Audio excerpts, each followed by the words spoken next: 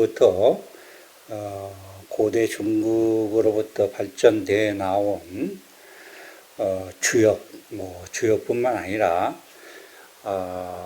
지금 이 시대의 사주 명리학으로 자리매김하기까지 그 과정, 발전 과정은 전부 중국의 역사라고 해도 틀림이 없습니다. 중국의 역사는 우리가 이제 고대사, 상고사, 족고대사 이렇게 중국의 역사를 알아보면 하운주 사망시대를 거쳐서 전국시대라고 하죠. 춘추 전국시대 이렇게 칭하고, 그 외에도 참 중국의 역사는 아주 정말 깊습니다.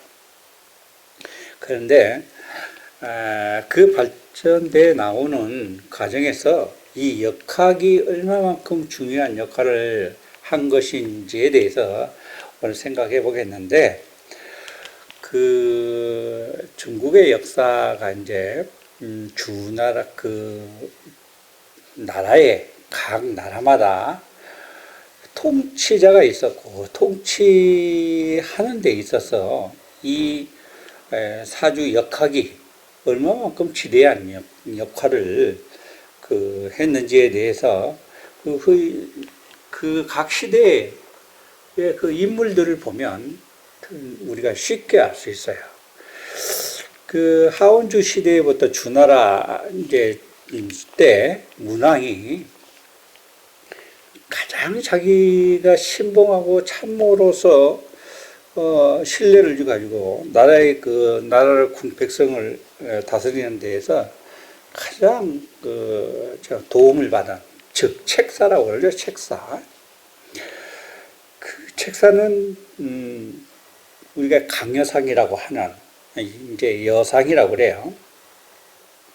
강여상인데, 우리가 이제 우리나라에서는 강여상에 대해서, 강여상이라는 인물에 대해서 나중에 시간을 두고 한번 얘기할 거리가 있는데, 우리가 이제 흔히 말하는 강태공이라는 인물, 우리가 알고 있는 강태공이라는 인물하고 일치하는 같은 인물입니다.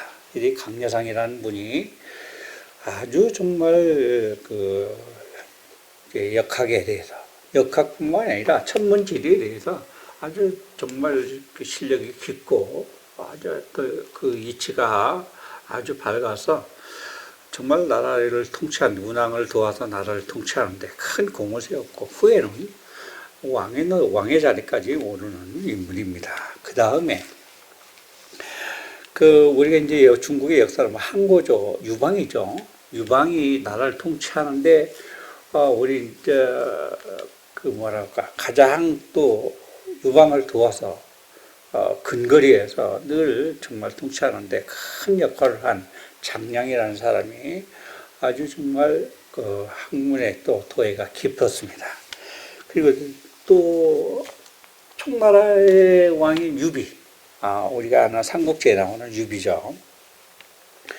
유비는 우리가 이제 제갈량이라는 사람, 그건 제갈공명이라고 그러죠. 호가 공명이니까 제갈량이라는 사람을 우리가 삼고초려라는 말이 있는데, 3번씩이나 찾아가서 아주 정말 애원하다시피 해서 데려온 사람이다. 자기 사람을 만드는 거죠. 그래서 삼고초려가 이제 그때 생긴 말인데, 실상은 삼고초려, 글쎄요, 2번 우리가 이제 그 유사를 보면, 한 번, 2번 갔을 때는, 2번까지 갔을 때는 제갈량이 마침 출타 중이라서 없었다고 그래요. 근데 3번째 가서 만나서 이제 서로 의기투합이 돼서 나중에 같이 나라를 통치하는데 같이 했는데, 그렇고 그 다음에 유비 시대를 지나서 보면 명나라는 어때요? 명태조. 명태조는 누가 했냐? 주원장이죠. 주원장을 가장 근거리에서 정말 그 주원장이 정말 지략을 도움을 받는 사람, 그 사람이 누굽니까? 육이라는 사람이에요. 우리 이제 사주 역학에 대해서 공부를 하다 보면 이 사람의 호는 이제 백원이라고 그래서 유백원이라고 그러는데, 우리 이 사람이 그 명리학, 사주학의 3대 보석인 적천수, 연회자평, 궁토보감, 이런 책 중에 하나인 그 적천수를 만드는 저자라고 그래요. 근데 이제 그것은 후에 말이 많아요. 사실은 유백운이라는 사람이 그 주원장을 도와서 수많은 전쟁을 통해서 나라를 통일을 하는데, 그런 와중에 무슨 책까지 정말 이치가 깊은 책까지 만들었겠느냐 하는 그런 의구심들을 근거 있는 의구심을 갖게 되죠. 그 다음에 우리나라 이제 명태조를 지나서 우리나라 때 보면 어떻게 돼요? 우리나라는 고려 태조가 누굽니까? 왕건이죠. 왕건을 도운 사람 왕건의 가장 책사 노릇을 하는 사람은 도성국사라고 그래요. 그 다음에 조선 태조는 누구예요? 조선 이성계죠. 이성계의 책사는 도성국사가 아니라 무학대사라고 그러죠. 무학대사가 아주 정말 왕의 그 서울 궁터도 천문지리에 밝아서 그 터도 잡아주는 그런 역할도 했고, 아주 정말 그런 지금 나라의 통치 의례를 쭉 보면, 나라에 큰 일을 하는 사람들을 뒤에 보면 반드시 그런 유명한 책사들이 있는데, 그 책사들은 한결같이 학문에 깊고 또 천문지리에 아주 정말 깊이가 깊어서 이렇게 도통했다고 우리가 알 수 있을 정도로 굉장히 정말 유능한 사람들입니다. 그래서 이제 이 사람들이 다 통치에 그 사주 명리학을, 역학을 반드시 나라의 통치에도 접목을 해서 세상사를 다스려 나갔다는 것을 우리가 알 수 있어요. 그만큼 역학이라는 건 인간 생활에 있어서 떠날 수 없는 것이죠. 근자에 들어서 우리나라 박정희 대통령 같은 경우는 풍기도인이라고 그러는데 정확하진 않아요. 그리고 윤치영이라는 사람이 이렇게 옆에서 많이 도왔다고 그럽니다. 그 뒤에 지금 근자에 이르러서 일제시대 이후부터는 사실은 일본 놈들이 우리 한국의 그런 학문 같은 거 아주 말살 정책을 했어요. 그래서 그런 거 자체를 아예 그냥 금기시해버리고, 그래서 맥이 끊겨버렸죠. 그래서 이제 새롭게 암암리에 이렇게 이제 발전되어 나온 게 근자에 이런 역학입니다. 그 역학에 대해서 옛날에 한 가지 재미있는 미담이 아니라 사담이라고 할까요?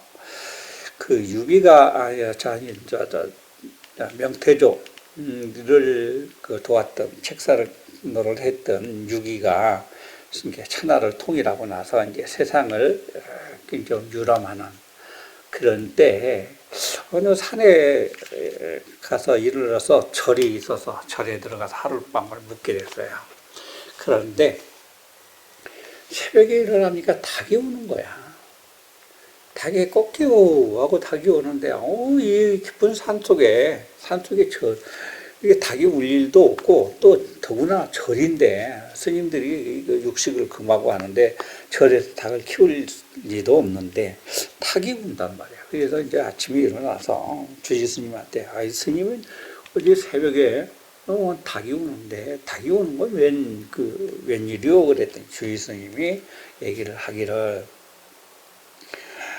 과거에 제갈공명이라는 분이 우리 절에 와서 하루 묵었는데, 그 묵은 기념으로 흙으로 만든 닭을 흙으로 만들어서 이렇게 하나 놓고 갔는데, 그 이후로 그 닭이 새벽만 되면 꼭 운다 이거예요.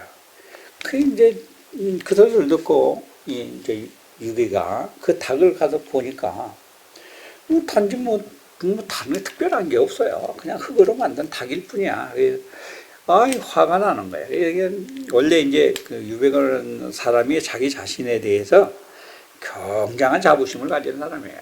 자기는 천하를 통일한 사람이다. 그리고 과거에 그 시절에도 제갈량이 뭐 이렇게 소문에 아주 대단한 사람이라는 게 소문이 들어서 있었지만, 이렇게 전에 내려와서 육이라는 사람이 알고 있었지만, 자기는 그 천문지리에 대해 공부를 열심히 해서 정말로 주원장을 도와서 천하를 통일한 사람인데, 사실은 제갈량이 그렇게 신통방통하다는 제갈량은 사실은 나라를 3분의 1, 통일을 하지는 못했죠. 3분 안에 그쳤다. 그러니까 유백원이라는 사람은 생각을, 제갈량이 아무리 지가 신통하더라도 나만큼 정말 유능했느냐, 나보다 못한 사람이다, 내가 그 사람보다는 훨씬 더 유능한 사람이다 하는 자부심이 있었어요. 그래서 그 닭을, 흙으로 만든 닭을 그냥 던져버리니까 깨졌죠. 근데 그 깨진 그 닭 속에서 글씨가 나와요. 이게 옛날에는 죽간이라고 그러겠죠. 대나무에다 이렇게 써서 그 속에다 넣어놓은 거니까 이게 썩지도 않고 그 속에 글이 남아져 있는데, 거기에 뭐라고 써있냐면 유기파토계라 써졌어요. 그 얘기는 유백원이가 이 흙으로 만든 닭을 깨뜨릴 것이다 하고 그런 글씨가 써져 있어요. 그러니까 신정이로 몇백 년 전, 수많은 세월이 흘렀는데 제갈량이가 훗날 육이라는 사람이 와서 이것을 깨뜨린다는 것을 미리 알고 있었던 거야. 그게 얼마나 신통방통해. 그 얘기를 듣고, 지금 내가 지금까지는, 내가 너무 까불었구나. 내가 정말 그분을 정말 좀 얕봤구나. 이게 진짜 잘못 봤구나. 그래서 그분의 이제 사당에 가서 조금 절을 좀 해야 되겠다 싶어하고 사당에 찾아갔어요. 사당에 찾아가는데 정말 재상노릇 했으니까 말을 타고 다녔죠. 근데 원래 사당 앞에 가는데 이제 말을 타고 쭉 가는데 하마비라는 이제 사당 앞에는 이렇게 비석이 하나 있는데, 즉 사당에 이제 제를 지내러 예를 갖추기 위해서 말에서 내리는 곳이라는 것을 뜻하는 하마비라는 그 비석이 그 자리가 있었는데, 거기는 그냥 생각 없이 유백원이는 그냥 말 타고 갔던 거예요. 내가 누군데 하고 갔겠지. 근데 이 말이 거기 앞에 딱 가서 그 이상 한 발짝도 더 못 나가는 거야. 가지도 못해. 꼼짝도 못해. 그래서 유비가 딱 유기가 말에서 내려서 그 제갈량의 그 무덤을 딱 사당을 보니까, 제갈량의 무덤 뒤에, 무덤보다는 그 뒤에 정말 저 왕의 자리가, 풍수지를 딱 보니까 정말 왕의 자리가, 그 좋은 자리가 있는데, 실제로 제갈량의 자리는 그 자리에 쓰지 않고 밑에 써 있단 말이야. 그러니까 유백원이가 속은 그런 거야. 아이고, 그러면 그렇지. 이 양반도 별 수 없구나. 나만 보다구나. 하는 거 그랬는데, 그 사람이 가서 이제 그런 또 얕보는 그런 마음이 생겼죠. 그런데 그 마음을 이제 가다듬고 그 비를 탁 넘어뜨렸대. 발로 차버렸대. 무시하는 마음으로 그랬겠죠. 그랬더니 그 비석에서 무슨 또 하나가 쪽지가 나왔어요. 그 글씨가 하나 나왔는데, 거기에는 글이 써져 있는데 뭐라고 써져 있냐면 충신불이군왕측이라. 그 얘기는 충신은 왕의 옆자리를 항상 지키는 것이다. 그런 글씨가 딱 써져 있어요. 그러니 뭐 그것도 있고 그 얘기는 뭐냐? 자기는 왕의 자리 왕인 유비